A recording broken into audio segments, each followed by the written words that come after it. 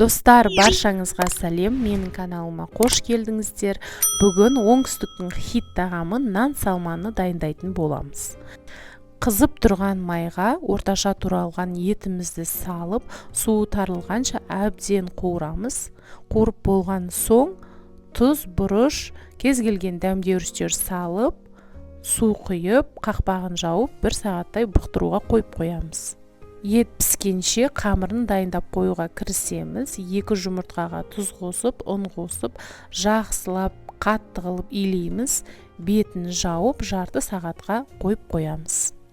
Ет әбден бұқтырылған соң, суы тарылғаннан кейін ішіне пияз, сәбіз, болгар бұрышын және томат пастасын қосып, су құйып, картопты салып, 1 сағатқа тағы да бұқтыруға баяу отқа қойып қоямыз.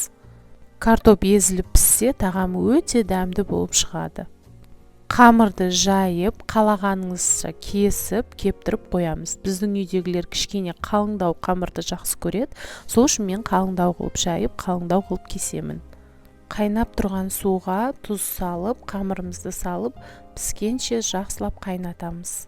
Қамырды сүзіп алып, ыдысқа салып, үстінен салмасын саламыз. Аскөкті қалағанымызша безендіріп, әдемілеп, осылай береміз. Тағамымыз дайын болды. Баршаңызға ас болсын. Егер де рецепт ұнаса, лайк қалдыруға ұмытпаңыздар.